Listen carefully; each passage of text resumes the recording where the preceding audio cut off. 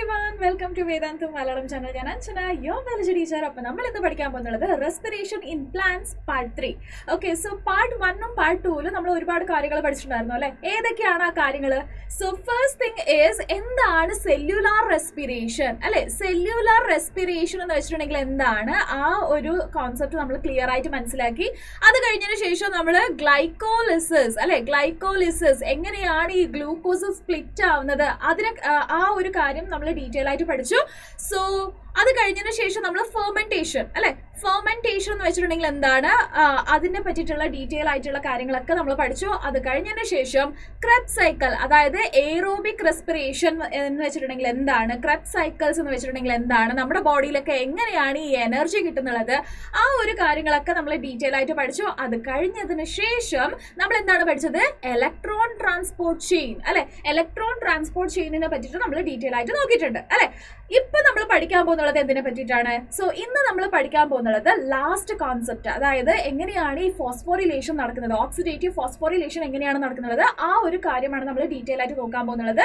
Yes, അതിനേക്കാളും മുന്നേ നിങ്ങൾ എന്ത് ചെയ്യുക, പെട്ടെന്ന് തന്നെ നമ്മുടെ വീഡിയോ ഒന്ന് ലൈക്ക് ചെയ്യുക, ഫ്രണ്ട്സിനൊക്കെ ഒന്ന് ഷെയർ ചെയ്ത് കൊടുക്കുക. ആൻഡ് ഇതുവരെ സബ്സ്ക്രൈബ് ചെയ്യാത്ത ആരെങ്കിലും ഉണ്ടെങ്കിൽ പെട്ടെന്ന് തന്നെ സബ്സ്ക്രൈബ് ചെയ്യുക. അപ്പൊ നമുക്ക് ഒരു കാര്യം കൂടെ പറഞ്ഞു തുടങ്ങാം. സോ എന്താണെന്നല്ലേ, വേദാന്ത ഡെയിലി പ്രാക്ടീസ് പ്രോബ്ലം എന്ന് പറയുന്ന ഒരു പ്രോഗ്രാം കൂടെ നമ്മൾ ഇൻട്രൊഡ്യൂസ് ചെയ്തിട്ടുണ്ട്. ഇതിൽ എന്താണെന്ന് വെച്ചിട്ടുണ്ടെങ്കിൽ ഈ ഒരു വീഡിയോയുടെ താഴെ നിങ്ങൾ ഈ ഒരു വീഡിയോ കംപ്ലീറ്റ് ആയിട്ട് കണ്ടതിന് ശേഷം ഈ ഒരു വീഡിയോയുടെ താഴെ ഡിസ്ക്രിപ്ഷൻ ബോക്സ് നിങ്ങൾ നോക്കുക, അവിടെ ഒരു വീക്ക്സിന്റെ ലിങ്ക് നിങ്ങൾക്ക് കാണാൻ പറ്റും. അത് ജസ്റ്റ് ക്ലിക്ക് ചെയ്തിട്ടുണ്ടെങ്കിൽ ഈ ഒരു കോൺസെപ്റ്റ് നമ്മൾ ഇന്ന് എന്താണോ കംപ്ലീറ്റ് ചെയ്ത ആ ഒരു കോൺസെപ്റ്റിന്റെ ബേസിസിൽ ഒരു 10 ക്വസ്റ്റ്യൻസ് ഉണ്ടാവും. ആ 10 ക്വസ്റ്റ്യൻസ് നിങ്ങൾ സോൾവ് ചെയ്യാൻ ട്രൈ ചെയ്യുക. ഇൻ കേസ് നിങ്ങൾക്ക് എന്തെങ്കിലും ഡൗട്ട് ഉണ്ടെങ്കിൽ അത് കമന്റ് ബോക്സിൽ എഴുതാം.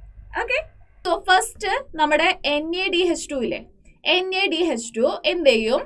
NaDH2 ഫസ്റ്റ് സ്പ്ലിറ്റ് ചെയ്യും. സ്പ്ലിറ്റ് ചെയ്തിട്ട് 2 ഇലക്ട്രോണിനെ പ്രൊഡ്യൂസ് ചെയ്യും, 2 H+ അയോൺ അതായത് പ്രോട്ടോണിനെ പ്രൊഡ്യൂസ് ചെയ്യും, അതുപോലെ തന്നെ NAD ആയിട്ട് മാറും. ഓക്കെ, അതിൽ ഈ ഇലക്ട്രോൺ ആണ് ഇലക്ട്രോൺ ട്രാൻസ്പോർട്ട് ചെയിനിലൂടെ ഇങ്ങനെ പാസ് ചെയ്തുകൊണ്ട് വരുന്നത്. ഓക്കെ, അതുപോലെ തന്നെ ഇങ്ങനെ ഇലക്ട്രോൺ ട്രാൻസ്പോർട്ട് ചെയിനിലൂടെ, അതായത് കോംപ്ലക്സ് 1, കോംപ്ലക്സ് 2, കോംപ്ലക്സ് 3, കോംപ്ലക്സ് 4 എന്ന് പറഞ്ഞിട്ട് 4 സെറ്റ് ഓഫ് പ്രോട്ടീൻസ് ഉണ്ട്. Okay, so inner membrane of the mitochondrial, okay, inner membrane of the mitochondrial complex 1 ഉണ്ട്, കോംപ്ലക്സ് 2 ഉണ്ട്, കോംപ്ലക്സ് 3 ഉണ്ട്, കോംപ്ലക്സ് 4 എന്ന് പറഞ്ഞ 4 സെറ്റ് പ്രോട്ടീൻ ഉണ്ട്. ആ 4 സെറ്റ് പ്രോട്ടീനിൽ 1, 2, 3 3 പ്രോട്ടീനിലൂടെ ഇങ്ങനെ പാസ് ചെയ്ത് ഈ ഇലക്ട്രോൺ പാസ് ചെയ്ത് പോകുമ്പോൾ എനർജീനെ റിലീസ് ചെയ്യുന്നുണ്ട്. ഓക്കെ, അത് നമുക്ക് ഒന്നുകൂടെ നോക്കാം. എനർജീനെ റിലീസ് ചെയ്യുന്നുണ്ട്. ആ എനർജീനെ യൂട്ടിലൈസ് ചെയ്തുകൊണ്ട് നമ്മുടെ H+ അയോൺ എന്ത് ചെയ്യും? ഈസി ആയിട്ട് എന്ത് ചെയ്യും? ഈ മാട്രിക്സിൽ നിന്നും ഇന്റർ മെംബ്രെയിൻ സ്പേസിലേക്ക് പാസ് ചെയ്യും. സോ അത് നമുക്ക് നോക്കാം. റൈറ്റ്, ഓക്കെ, ഇവിടെയാണ് നമ്മുടെ NaDH2 സ്പ്ലിറ്റ് ആവുന്നത്. സ്പ്ലിറ്റ് ആയിട്ട് 2 ഇലക്ട്രോണിനെ പ്രൊഡ്യൂസ് ചെയ്തിട്ടുണ്ട് അല്ലെ, 2 H+ അയോണിനെ പ്രൊഡ്യൂസ് ചെയ്തിട്ടുണ്ട്. റൈറ്റ്, സോ ഈ ഇലക്ട്രോൺ എന്ത് ചെയ്യുന്നുണ്ട്? ഇതാണ് നമ്മുടെ inner mitochondrial membrane. Okay, inner membrane ഞാൻ എഴുതാം. So this is inner mitochondrial membrane. So ഇത് inter cellular space. Okay, so this is Inter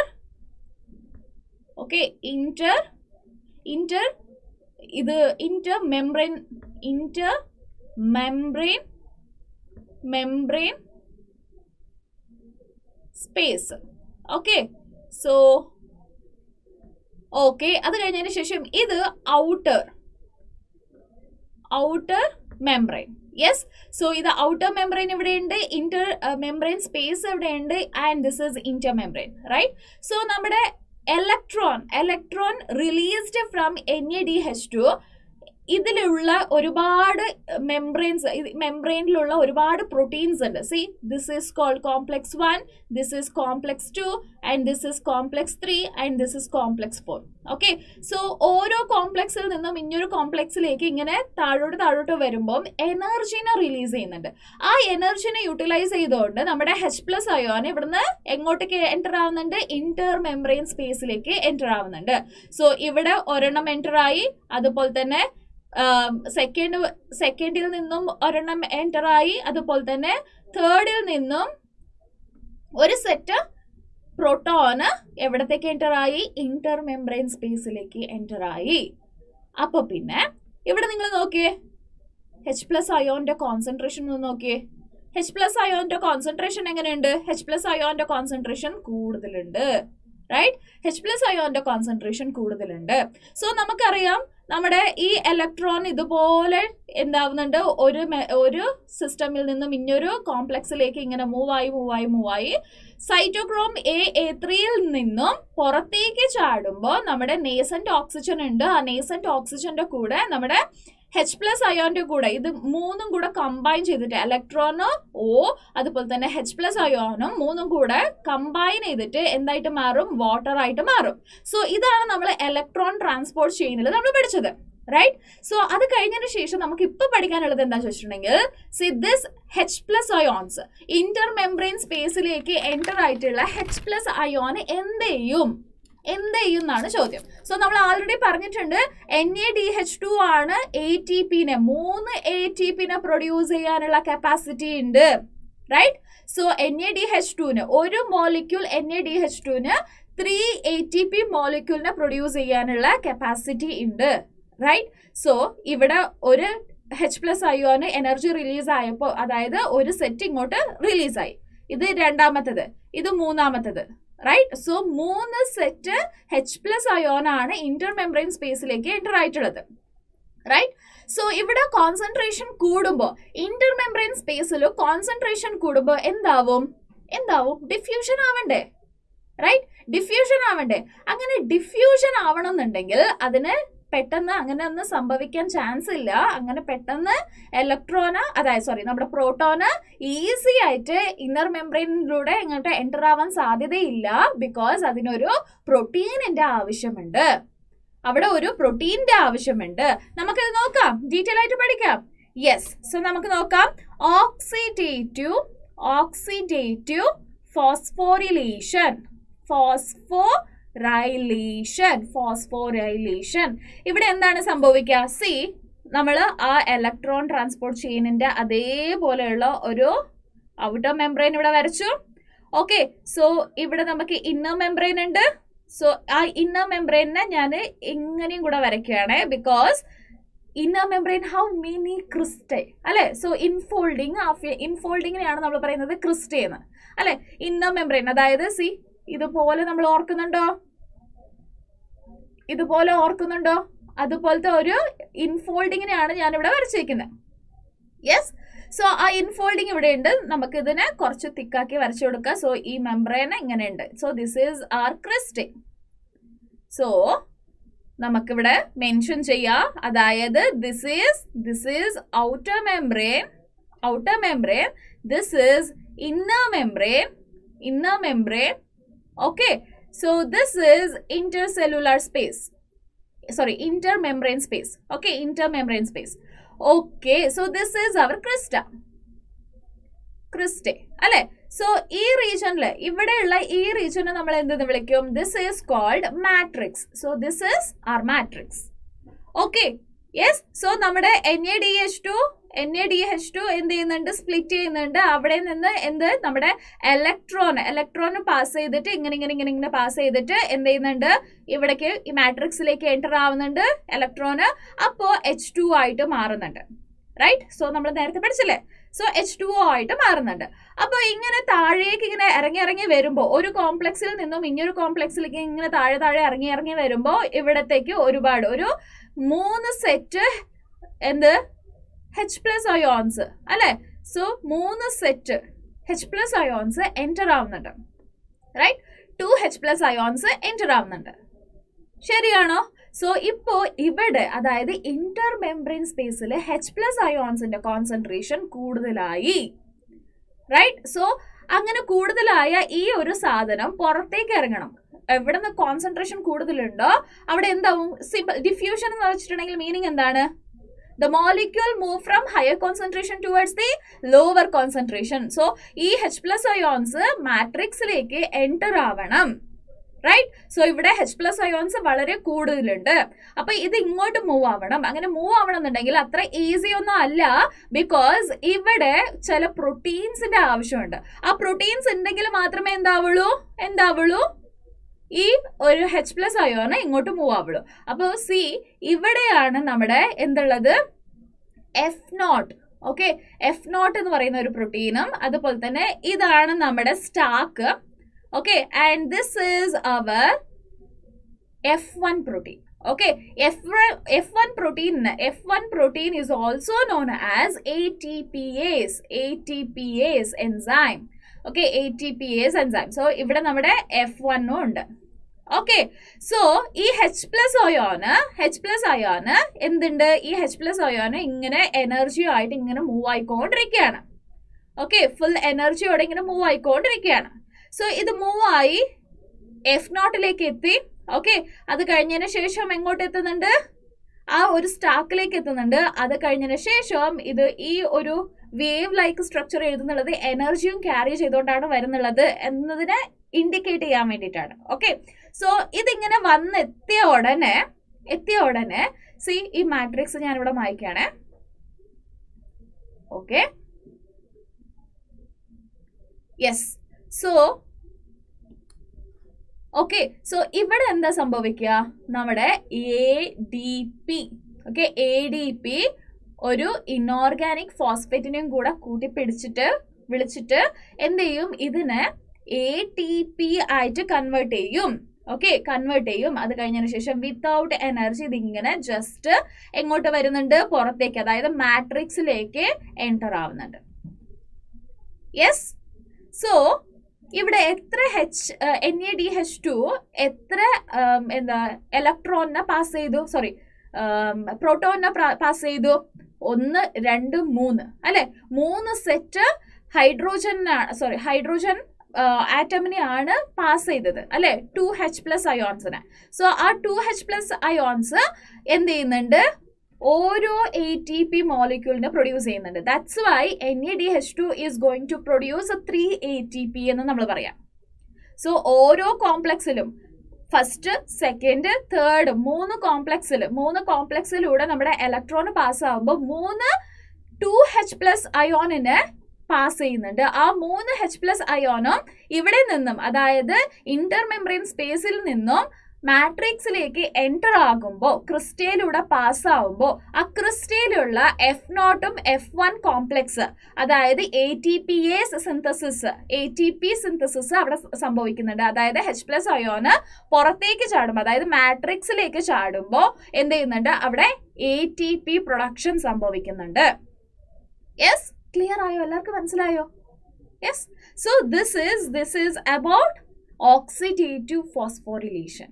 yes, so മനസ്സിലായോ എല്ലാവർക്കും? അപ്പൊ പിന്നെ FADH2-ല് രണ്ടെണ്ണം മാത്രമേ, അതായത് 2 ATP മാത്രമേ പ്രൊഡ്യൂസ് ആവുള്ളൂ എന്ന് പറയുന്ന കേട്ടിട്ടുണ്ടോ? സോ FADH2-ല് രണ്ട് ലെവലില് കോംപ്ലക്സ് 2, അതായത് 1 2 3-ലും അല്ല, വെറും 2 കോംപ്ലക്സിലാണ് H+ അയോണിനെ ഉള്ളിലേക്ക് എൻറ്റർ ചെയ്യിപ്പിക്കുന്നത്. So that's why only 2 ATP is going to produce. Okay, clear? Yes. So that is about oxidative phosphorylation. Yes. അടുത്തത് നമുക്ക് ബാലൻസ് ഷീറ്റ്, അതായത് ഇത്രയും നമ്മൾ പഠിച്ചില്ലേ, നമ്മുടെ ഗ്ലൈക്കോളിസിസ് പഠിച്ചു, ക്രെബ്സ് സൈക്കിൾ പഠിച്ചു, ഓക്സിഡേറ്റീവ് ഡീകാർബോക്സിലേഷൻ എന്ന് പറഞ്ഞ ഒരു പ്രോസസ്സ് പഠിച്ചു. സോ ഇതെല്ലാം എന്താണ്, ATPനെ പ്രൊഡ്യൂസ് ചെയ്യുന്ന ഒരു പ്രോസസ്സാണ്. സോ ടോട്ടലായിട്ട് എത്ര ATP എങ്ങനെയൊക്കെ എവിടെയൊക്കെ ഒരു ഗ്ലൂക്കോസ് മോളിക്യൂള് സ്പ്ലിറ്റ് ആകുമ്പോൾ എവിടെ എങ്ങനെ ATP പ്രൊഡക്ഷൻ ആവുന്നുണ്ട് നമുക്ക് നോക്കാം. Yes. So that is called balance sheet. Okay, balance sheet. So ഈ ബാലൻസ് ഷീറ്റിൽ നമ്മൾ 3 കോളം ആക്കിയിട്ട് മാറ്റാം. So that is first one is step. Okay, രണ്ടാമത്തത് ATP. ഓക്കെ, സോ ഡയറക്റ്റ് ആയിട്ട് ATP ഏതൊക്കെയാണ് പ്രൊഡ്യൂസ് ചെയ്യുന്നത്. മൂന്നാമത്തത് NADP അല്ലെങ്കിൽ FADH2 അല്ലെങ്കിൽ FADH2. ആൻഡ് നാലാമത്തത് നമ്മുടെ ഗ്രാൻഡ്.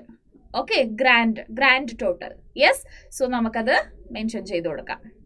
ഓക്കെ, സോ നമ്മുടെ കോളം റെഡി ആയിട്ടുണ്ട് ഇവിടെ. സോ ഫസ്റ്റ് വൺ ഈസ് സ്റ്റെപ്പാണ് നമ്മളിവിടെ മെൻഷൻ ചെയ്യുന്നുള്ളത്. രണ്ടാമത്തേത് ഡയറക്റ്റ് ATP. എവിടെയൊക്കെ ഏത് പ്രോസസ്സിലാണ് ഡയറക്റ്റ് ആയിട്ടുള്ള ATP പ്രൊഡക്ഷൻ സംഭവിക്കുന്നത് അത് നമ്മളിവിടെ എഴുതി കൊടുക്കുന്നുണ്ട്. ആൻഡ് മൂന്നാമത് നമ്മൾ NADH2 അതുപോലെ തന്നെ FADH2 എവിടെ എത്ര പ്രൊഡ്യൂസ് ആയിട്ടുണ്ട് അത് നമ്മൾ എഴുതി കൊടുക്കുന്നുണ്ട്. ആൻഡ് നാലാമത് ഗ്രാൻഡ് ടോട്ടൽ നമുക്ക് എഴുതി കൊടുക്കാം. Yes, okay. First one is glycolysis. Okay, glycolysis. So glycolysis direct ആയിട്ട് എത്ര ATP പ്രൊഡ്യൂസ് ആവുന്നുണ്ട്? ടോട്ടൽ ആയിട്ട് 4 ATP പ്രൊഡ്യൂസ് ആവുന്നുണ്ട്. ഓക്കെ, 4 ATP പ്രൊഡ്യൂസ് ആവുന്നുണ്ട്. പക്ഷേ അതിൽ 2 ATP യൂട്ടിലൈസ് ആയി പോകുന്നുണ്ട് അല്ലെ? ഫസ്റ്റത്തെ 2 സ്റ്റെപ്പ്, അതായത് ഗ്ലൂക്കോസ് 6-ഫോസ്ഫേറ്റ് ആവാനും ഫ്രക്ടോസ് 1,6-ബൈഫോസ്ഫേറ്റ് ആയി മാറാനും എനർജീനെ കൺസ്യൂം ചെയ്യുന്നുണ്ട്. അപ്പൊ 2 ATP അവിടെ പോയി. സോ ടോട്ടൽ ആയിട്ട് എത്ര ATP ഇപ്പൊ ബാക്കിയുണ്ട്? 2 ATP മാത്രമേ ബാക്കിയുള്ളൂ. റൈറ്റ്. അതുപോലെ തന്നെ നെക്സ്റ്റ്, ഈ ഗ്ലൈക്കോളിസിസിൽ എത്ര NADH2 പ്രൊഡ്യൂസ് ആവുന്നുണ്ട്? സോ ഒരു സൈക്കിളിൽ, അതായത് ഒരു ഗ്ലൂക്കോസ് 2 പൈറുവിക് ആസിഡ് ആയിട്ട് കൺവേർട്ട് ആവും. അപ്പോൾ ഒരു പൈറുവിക് ആസിഡ് ആയിട്ട് കൺവേർട്ട് ആവുമ്പോൾ ഒരു NADH2 പ്രൊഡ്യൂസ് ആകും.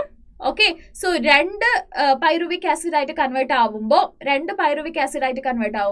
NADH2 പ്രൊഡ്യൂസ് ആവുന്നുണ്ട്.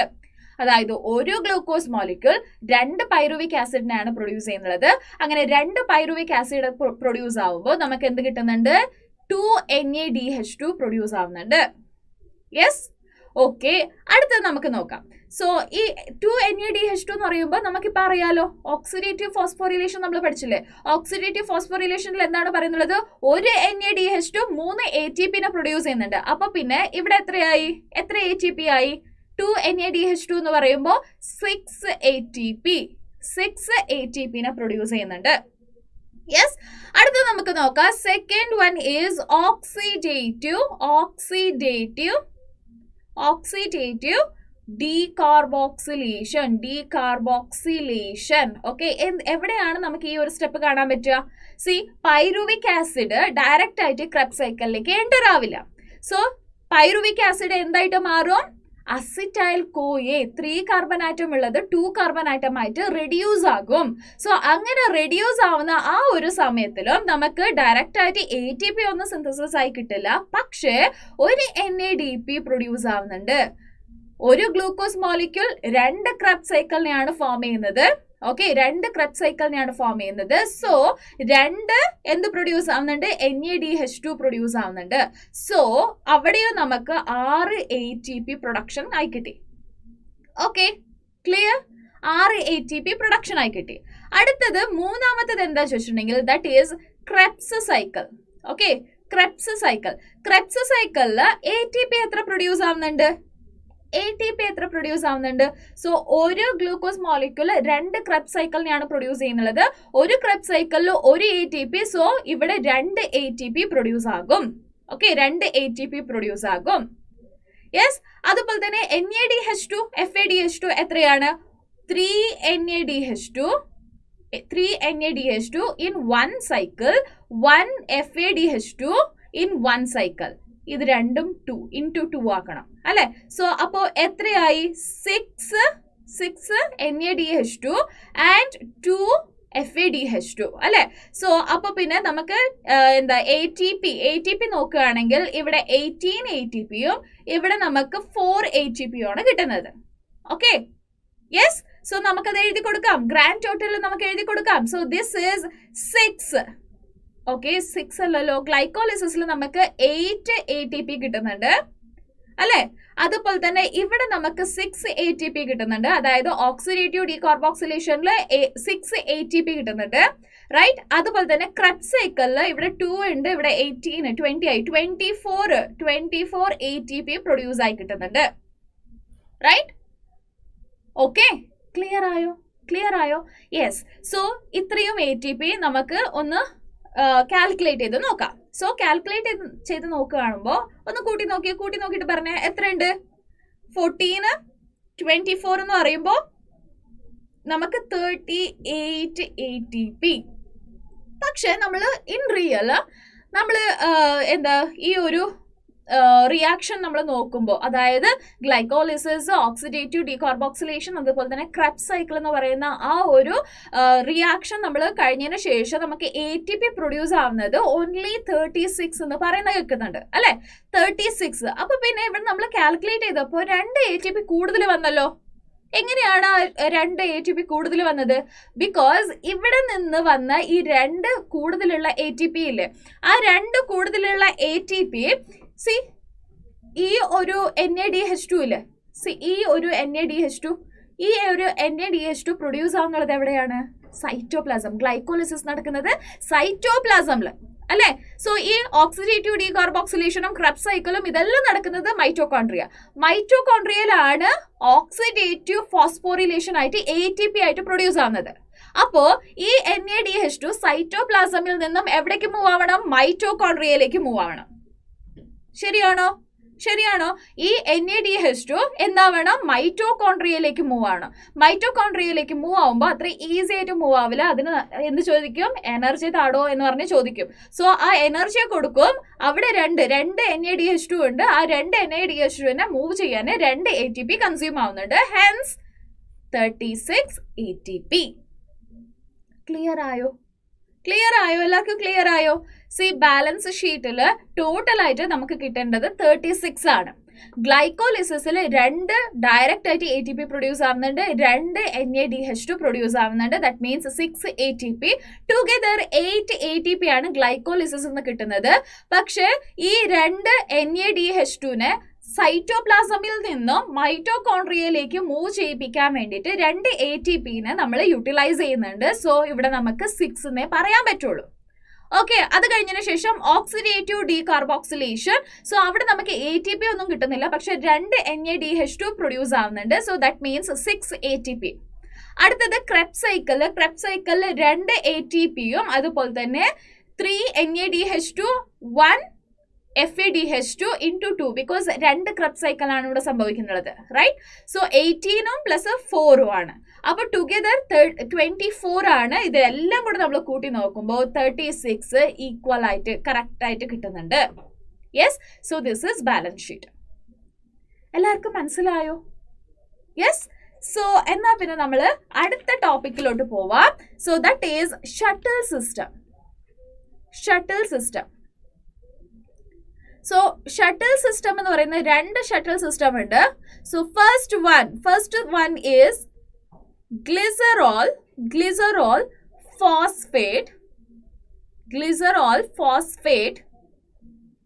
phosphate shuttle system. സോ ഇവിടെ എന്താ നടക്കുക നമുക്ക് നോക്കാം. This is our cytoplasm. ഇത് സെൽ മെംബ്രെയിൻ, ഇത് നമ്മുടെ cytoplasm. Okay, cytoplasm. And this is our mitochondrial membrane. Okay, ഇത് നമ്മുടെ മൈറ്റോകോൺട്രിയൽ മെംബ്രെയിൻ. സോ ഇവിടെ നമ്മുടെ NADH2 2 NADH2 എന്തായിട്ട് മാറുന്നുണ്ട്? 2 NAD ആയിട്ട് മാറുന്നുണ്ട്. ആൻഡ് ഇത് എന്ത് റിലീസ് ചെയ്യുന്നുണ്ട്? H+ അയോൺസിനെ റിലീസ് ചെയ്യുന്നുണ്ട്. ശരിയാണോ? H+ അയോൺസിനെ റിലീസ് ചെയ്യുന്നുണ്ട്. ഈ H+ അയോണ് മെംബ്രെയിനിലൂടെ, മൈറ്റോകോൺട്രിയൽ മെംബ്രെയിനിലൂടെ, അതായത് നമ്മുടെ 2 NADH2 പ്രൊഡ്യൂസ് ആയിട്ടുണ്ടായിരുന്നോ, നമ്മുടെ ഗ്ലൈക്കോളിസിസിൽ പ്രൊഡ്യൂസ് ആയിട്ടുണ്ടായിരുന്നില്ലേ, ആ 2 NADH2ന്റെ ഫേറ്റ് ആണ് നമ്മളിവിടെ പറയുന്നത്. അത് സൈറ്റോപ്ലാസമിൽ നിന്നും മൈറ്റോകോൺട്രിയൽ മെംബ്രെയിനിലേക്ക് എൻ്റർ ആകുമ്പോൾ ഡയറക്റ്റ് ആയിട്ട് എൻ്റർ ആവാൻ പറ്റില്ല.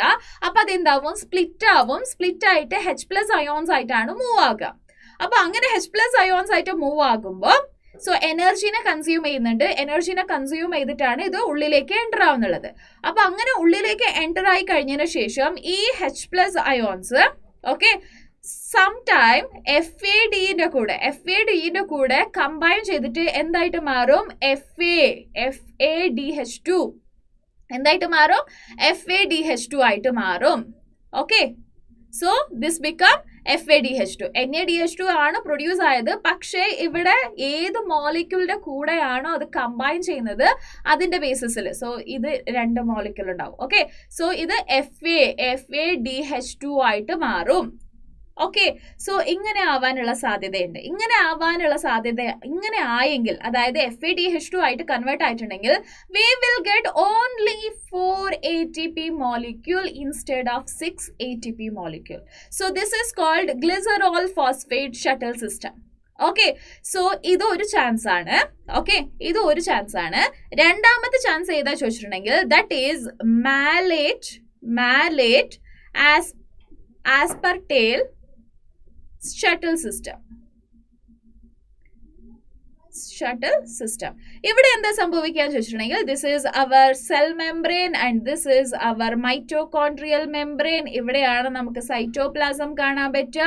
സോ ഈ സൈറ്റോപ്ലാസമിലുള്ള നമ്മുടെ ഗ്ലൈക്കോളിസിസ് നടന്നതിന് ശേഷം 2 NADPH പ്രൊഡ്യൂസ് ആയിട്ടുണ്ടാവും. ഇത് സ്പ്ലിറ്റ് ആയിട്ട് നമുക്ക് 2 H+ അയോൺസ് കിട്ടും. അതായത് 2 molecule of 2 H+ ions കിട്ടും. സോ 2 NADH2, ഒരു NADH2 നിന്നും 2 H+ ions ആണ് റിലീസ് ആവുക. അപ്പൊ രണ്ട് NADH നിന്നും 4 H+ ions ആണ് പ്രൊഡ്യൂസ് ആവുക. ഓക്കെ, സോ ഈ 2 H+ അയോൺ എനർജീനെ കൺസ്യൂം ചെയ്തുകൊണ്ട് ഇങ്ങോട്ടേക്ക് മൂവ് ആവുന്നുണ്ട്. അതായത് മൈറ്റോകോൺട്രിയയിലേക്ക് മൂവ് ആവുന്നുണ്ട്. മൈറ്റോകോൺട്രിയയിലേക്ക് മൂവ് ആവുമ്പോൾ ഇതിനെ കമ്പൈൻ ചെയ്യാൻ വേണ്ടിയിട്ട് NAD തന്നെ കമ്പൈൻ ചെയ്യാൻ വേണ്ടി വരും. അങ്ങനെ NAD തന്നെ കമ്പൈൻ ചെയ്യാൻ വേണ്ടി വരുമ്പോൾ ഇവിടെ എന്താണ് സംഭവിക്കുക? ഒന്ന് ആലോചിച്ച് പറഞ്ഞേ. ഇവിടെ എന്താണ് സംഭവിക്കുക? This become NADH2. ഇതെന്തായി മാറും? NADH2 ആയിട്ട് മാറും. സോ ഇങ്ങനെ NADH2 ആയിട്ട് മാറിയിട്ടുണ്ടെങ്കിൽ നമുക്ക് 3 ATP, ഒരു NADH2 നിന്നും 3 ATP കിട്ടും, 2 NADP നിന്നും 6 ATPs കിട്ടും. So this is more worthy than നമ്മുടെ glycerol phosphate shuttle system. So ഇതായിരിക്കും more convenient, more better option. Okay, malate aspartate shuttle system. So ആ എനർജി നമ്മൾ നേരത്തെ ഡിസ്കസ് ചെയ്തില്ല. അതായത് നമ്മുടെ ഈ 2 NADH2 സൈറ്റോപ്ലാസമിലാണ് ഉണ്ടാവുക. അവിടെ നിന്ന് ഇങ്ങോട്ട് വരണം, മൈറ്റോകോൺട്രിയയിലേക്ക് വരണം. ആ മൈറ്റോകോൺട്രിയയിലേക്ക് വന്നതിന് ശേഷമാണ് എന്ത് ചെയ്യുന്നത്? ATP പ്രൊഡക്ഷൻ ചെയ്യുന്നത്, അല്ലെ? സോ ഈ NADH2 അതായത് സ്പ്ലിറ്റ് ആയിട്ട്, അതായത് ഡയറക്റ്റ് ആയിട്ട് എൻ്റർ ആവാൻ പറ്റില്ല. ഡയറക്റ്റ് ആയിട്ട് എൻ്റർ ആവാൻ പറ്റാത്തത് കൊണ്ട് അത് എന്ത് ചെയ്യും? ഒന്നില്ല ഗ്ലിസറോൾ ഫോസ്ഫേറ്റ് ഷട്ടൽ സിസ്റ്റം ആയിട്ട് കൺവേർട്ട് ആയിട്ട് FADH2 ആയിട്ട് കൺവേർട്ട് ആവും. അല്ലെന്നുണ്ടെങ്കിൽ മാലേറ്റ് ആസ്പർട്ടേൽ ഷട്ടൽ സിസ്റ്റമിലേക്ക് എൻ്റർ ആയിട്ട് NADH2 ആയിട്ട് തന്നെ കൺവേർട്ട് ആകും. സോ ക്ലിയർ ആയോ? എല്ലാവർക്കും മനസ്സിലായോ? യെസ്. എന്നാൽ പിന്നെ നമുക്ക് അടുത്ത ടോപ്പിക്കിലോട്ട് പോവാം. അടുത്ത ടോപ്പിക് ഏതാണ് അടുത്ത ടോപ്പിക്? കോമൺ പാത്വേ, അതായത് ആംഫിബോളിക് പാത്വേ. ആംഫിബോളിക് പാത്വേ എന്താണ് ഈ ആംഫിബോളിക് പാത്വേ എന്ന് വെച്ചിട്ടുണ്ടെങ്കിൽ നമുക്ക് നോക്കാം. യെസ്. സോ ആംഫി എന്ന് വെച്ചിട്ടുണ്ടെങ്കിൽ 2, അല്ലെ? ആംഫി എന്ന് വെച്ചിട്ടുണ്ടെങ്കിൽ എന്താണ്? 2. ആംഫി എന്ന് വെച്ചിട്ടുണ്ടെങ്കിൽ 2, അല്ലെ? സോ ഇവിടെ 2 എന്ന് ഉദ്ദേശിക്കുന്നത് എന്താണ്? കെറ്റബോളിക്കും ഉണ്ടാവണം, അനബോളിക്കും ഉണ്ടാവണം. എനർജി യൂട്ടിലൈസേഷനും ഉണ്ടാവണം, എനർജി പ്രൊഡക്ഷനും ഉണ്ടാവണം. സിമ്പിളിൽ നിന്നും കോംപ്ലക്സും ഫോം ആവണം, കോംപ്ലക്സ് മോളിക്യൂളിൽ നിന്ന് സിമ്പിൾ മോളിക്യൂളും ഫോം ആവണം. ഇങ്ങനെ 2 നടക്കുകയാണെങ്കിൽ നമ്മൾ അതിനെ എന്തെന്ന് വിളിക്കും? ആംഫിബോളിക് പാത്വേ എന്ന് വിളിക്കും. ഓക്കെ, സോ നമുക്ക് ആംഫിബോളിക് പാത്വേനെ പറ്റിയിട്ട് ഡീറ്റെയിൽ ആയിട്ട് നോക്കാം. Yes. So first thing is നമ്മുടെ ഗ്ലൈക്കോളിസിസ് തന്നെ വെക്കാം, അല്ലെ? ഗ്ലൈക്കോളിസിസ്. ഈ ഗ്ലൈക്കോളിസിസിൽ എല്ലാ സ്റ്റെപ്പും ഞാൻ ഇവിടെ എഴുതുന്നില്ല. സോ കുറച്ച് സ്റ്റെപ്സ് നമുക്ക് മിസ് ചെയ്യാം. ഓക്കെ, സോ 1,6 ഫ്രക്ടോസ് 1,6 ബിസ്ഫോസ്ഫേറ്റ് ആയിട്ട് മാറും, അല്ലെ? ഫ്രക്ടോസ് 1,6 ബിസ്ഫോസ്ഫേറ്റ് ആയിട്ട് മാറും. സോ ഇത് സ്പ്ലിറ്റ് ചെയ്യുകയാണ്. ഓക്കെ, ഇത് സ്പ്ലിറ്റ് ചെയ്തിട്ട് ഡൈഹൈഡ്രോക്സി അസിറ്റോൺ ഫോസ്ഫേറ്റ് ആയിട്ട് മാറും. ഫോസ്ഫേറ്റ് ആയിട്ട് മാറുന്നുണ്ട്. അതുപോലെ തന്നെ ഇനി ഒരെണ്ണം ഏതാണ്? ഗ്ലിസറാൾഡിഹൈഡ് 3-ഫോസ്ഫേറ്റ് ആയിട്ട് മാറുന്നുണ്ട്. റൈറ്റ്? സോ ഇങ്ങനെ മാറുന്നുണ്ട്. അത് കഴിഞ്ഞതിന് ശേഷം ഇതെന്താവുന്നുണ്ട്? പൈറുവിക് ആസിഡ് ആയിട്ട് കൺവേർട്ട് ആവും. ഈ pyruvic acid 2 molecule pyruvic acid ആയിട്ട് കൺവേർട്ട് ആവും. ഈ പൈറുവിക് ആസിഡ് എന്ത് ചെയ്യുന്നുണ്ട്, അസിറ്റൈൽ കോയെ ആയിട്ട് എന്തായിട്ട് മാറുന്നുണ്ട്, അസിറ്റൈൽ കോയെ ആയിട്ട് മാറുന്നുണ്ട്. ഈ അസിറ്റൈൽ കോയെ ക്രെബ്സ് സൈക്കിളിനെ ഫോം ചെയ്യും. ശരിയാണോ? ക്രെബ്സ് സൈക്കിളിനെ ഫോം ചെയ്യും. സോ അങ്ങനെ ഗ്ലൈക്കോളിസിസ് കഴിഞ്ഞിട്ട് ഇതാണ് നമ്മുടെ കാർബോഹൈഡ്രേറ്റ് പാത്വേ. ഓക്കെ, കാർബോഹൈഡ്രേറ്റിന്റെ പാത്വേ ആണിത്. കാർബോഹൈഡ്രേറ്റ് കോംപ്ലക്സ് മോളിക്യൂൾ ആണ്. അതിന്റെ സിംപ്ലസ്റ്റ് ഫോം ഗ്ലൂക്കോസ്. സോ ഇത് നമുക്ക് ഗ്ലൈക്കോളിസിസ് എന്ന് എഴുതണ്ട, ഗ്ലൂക്കോസ് എന്ന് എഴുതിയാൽ മതി. ഓക്കെ, സോ ഗ്ലൈക്കോളിസിസിൽ എന്താ സംഭവിക്കുക? സോ ഫസ്റ്റ് ഗ്ലൂക്കോസ് അല്ലെ. സോ ഗ്ലൂക്കോസ് ഇങ്ങനെയാണ് എന്ത് ചെയ്യുന്നുള്ളത്, സിംപ്ലസ്റ്റ് ഫോം ആയിട്ട് കൺവേർട്ട് ആവുന്നുണ്ട്. അവിടെ എനർജി പ്രൊഡക്ഷൻ ആവുന്നുണ്ട്. റൈറ്റ്. സോ ഇവിടെ ഗ്ലൂക്കോസ് മാത്രമാണോ നമ്മൾ കഴിക്കുന്നത്? വെറും ഫുഡ് മാത്രം, ഫുഡിൽ വെറും ഗ്ലൂക്കോസ് അല്ലെങ്കിൽ സ്റ്റാർച്ചിന് മാത്രമാണോ നമ്മൾ കഴിക്കുന്നത്? അല്ല, നമ്മൾ അമൈനോ ആസിഡ് അതായത് പ്രോട്ടീൻസിനെയും കഴിക്കുന്നുണ്ട്, അതുപോലെ തന്നെ ഫാറ്റിനും കഴിക്കുന്നുണ്ട് അല്ലെ. സോ എന്നാൽ പിന്നെ നമ്മൾ പ്രോട്ടീൻ കഴിക്കുമ്പോൾ അവിടെ എന്താ സംഭവിക്കുക നമുക്ക് നോക്കാം. ഓക്കെ, പ്രോട്ടീനെ കഴിക്കുമ്പോൾ സോ പ്രോട്ടീനെ കഴിക്കുമ്പോൾ എന്താ സംഭവിക്കുക? പ്രോട്ടീന് സ്പ്ലിറ്റ് ആയിട്ട് അമൈനോ ആസിഡ് ആയിട്ട് കൺവേർട്ട് ആവും. സോ ഒരു പ്രോട്ടീനിന് ചിലപ്പോൾ ഒരു 10 അമൈനോ ആസിഡ് ഉണ്ടാവുക, 15 ഉണ്ടാവുക, 20 ഉണ്ടാവുക, മൾട്ടിപ്പിൾ 100 and something ഉണ്ടാവുക. ഇത് മൾട്ടിപ്പിൾ ആയിട്ട് ഉണ്ടാവുക, എത്ര വേണമെങ്കിലും ഉണ്ടാവുക അല്ലെ. സോ ഇപ്പൊ നമ്മൾ അമൈനോ ആസിഡ് എന്ന് എഴുതി. ഈ അമൈനോ ആസിഡ് ഡീഅമിനേഷൻ ആയിട്ട് ഡീഅമിനേഷൻ പ്രോസസ്സ് കഴിഞ്ഞിട്ട് അത് പൈറുവിക് ആസിഡ് എന്ന് പറഞ്ഞ ഒരു മോളിക്യൂൾ ആയിട്ട് കൺവേർട്ട് ആവും. പൈറുവിക് ആസിഡ് ആയതിനു ശേഷം നിങ്ങൾക്ക് അറിയാലോ, അത് അസിറ്റൈൽ കോയെ ആയിട്ട് കൺവേർട്ട് ആയിട്ട് ക്രെബ്സ് സൈക്കിളിനെ ഫോം ചെയ്യും. Okay, yes. ഓക്കെ, അപ്പോൾ ഒരു അമൈനോ ആസിഡിൽ നിന്നും 15 ATP ആണ് പ്രൊഡ്യൂസ് ആവുന്നത്. ഓക്കെ, സോ എത്ര അമൈനോ ആസിഡ് ഉണ്ടാവും? 10 ഉണ്ടെങ്കിൽ ഇൻടു എത്ര വേണം അത് നമുക്ക് ചെയ്യാം. യെസ്. അതുപോലെ തന്നെ അടുത്തത് നമുക്ക് ഏതാ ചോദിച്ചിട്ടുണ്ടെങ്കിൽ ദാറ്റ് ഈസ് ഫാറ്റ് അല്ലെ. ഫാറ്റ് അല്ലെ അടുത്ത ഒരു ഫുഡ് മോളിക്യൂൾ. സോ ഇതില് ഈ ഫാറ്റ് ഫസ്റ്റ് സ്പ്ലിറ്റ് ആവുന്നത് ഒന്ന് ഫാറ്റി ആസിഡ് ആയിട്ടും അതുപോലെ തന്നെ ഗ്ലിസറോൾ ആയിട്ടും സ്പ്ലിറ്റ് ആവും. സോ ഈ ഗ്ലിസറോള് എവിടത്തേക്ക് എൻ്റർ ആവുന്നുണ്ട്? ഡൈഹൈഡ്രോക്സി അസിറ്റോൺ ഫോസ്ഫേറ്റ് ആയിട്ട് മാറുന്നുണ്ട്. ഓക്കെ, സ്പ്ലിറ്റ് ആയിട്ട് ഡൈഹൈഡ്രോക്സി അസിറ്റോൺ ഫോസ്ഫേറ്റ് ആയിട്ട് മാറുന്നുണ്ട്. ഈ ഡൈഹൈഡ്രോക്സി അസിറ്റോൺ ഫോസ്ഫേറ്റ് എന്തായിട്ട് മാറും? ഗ്ലിസറാൾഡിഹൈഡ് 3-ഫോസ്ഫേറ്റ് ആയിട്ട് മാറുന്നുണ്ട്. ആൻഡ് അത് പൈറുവിക് ആസിഡ് ആയിട്ട് മാറും. ആൻഡ് അസിറ്റൈൽ കോഎ ഫോം ചെയ്യും ആൻഡ് ക്രെബ്സ് സൈക്കിൾ ഫോം ചെയ്യും. അത് അങ്ങനെ കംപ്ലീറ്റ് ആവും. അപ്പൊ ഫാറ്റി ആസിഡ് ആണെങ്കിൽ ബീറ്റാ ഓക്സിഡേഷൻ എന്ന് പറഞ്ഞ ഒരു പ്രോസസ്സ് ചെയ്തിട്ട് ഡയറക്റ്റ് ആയിട്ട് acetyl CoA beta oxidation beta oxidation എന്ന് പറയുന്ന ഒരു പ്രോസസ് ആയിട്ട് ഫാറ്റി ആസിഡ് എന്തായിട്ട് മാറുകയാണ്? അസിറ്റൈൽ കോയെ ആയിട്ട് മാറുകയാണ്. അത് കഴിഞ്ഞതിന് ശേഷം ക്രെബ്സ് സൈക്കിളിനെ ഫോം ചെയ്യും, അങ്ങനെ എനർജീനെ പ്രൊഡ്യൂസ് ചെയ്യും. യെസ്, ക്ലിയർ ആയോ? ഇപ്പൊ മോണോഗ്ലിസറാൾഡിഹൈഡ് എന്ന് വെച്ചിട്ടുണ്ടെങ്കിൽ അവിടെ ഒരു ഗ്ലിസറോളും ഒരു ഫാറ്റി ആസിഡും ആണ് ഉള്ളത്. ഡൈഗ്ലിസറാൾഡിഹൈഡ് എന്ന് വെച്ചിട്ടുണ്ടെങ്കിൽ ഒരു ഗ്ലിസറോളും 2 ഫാറ്റി ആസിഡും ആണ് ഉള്ളത്. Okay, so this is depends on എത്ര മോളിക്യൂൾ ഉണ്ട്, സോ എത്ര ഫാറ്റ് ഉണ്ട്, എത്ര ഗ്ലിസറോൾ ഉണ്ട്, എത്ര ഫാറ്റി ആസിഡ് ഉണ്ട്, അതിന്റെ ബേസിസിലായിരിക്കും ഇവിടെ എനർജി പ്രൊഡക്ഷൻ ആവുന്നത്.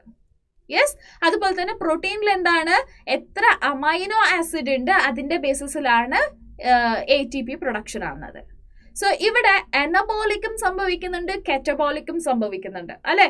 ഒരു സിമ്പിൾ മോളിക്യൂൾ കോംപ്ലക്സ് മോളിക്യൂൾ ആയിട്ടും ഫോം ആവുന്നുണ്ട്. സി ഇവിടെ സിമ്പിൾ മോളിക്യൂൾ ഗ്ലൂക്കോസ് ഉണ്ടായത് ഗ്ലൂക്കോസ് 1,6 ബൈഫോസ്ഫേറ്റ് ഒക്കെ ആയിട്ട് മാറുന്നുണ്ട്. അപ്പൊ എനർജീനെ കൺസ്യൂം ചെയ്യുന്നുണ്ട് അല്ലെ, യൂട്ടിലൈസ് ചെയ്യുന്നുണ്ട് അല്ലെ. അതുപോലെ തന്നെ ഇവിടെ സ്പ്ലിറ്റ് ആവുകയാണ് ചെയ്യുന്നത് അല്ലെ. പൈറുവിക് ആസിഡ് ആയിട്ട് കൺവേർട്ട് ആവുമ്പോൾ അത് സ്പ്ലിറ്റ് ആയി അല്ലെ.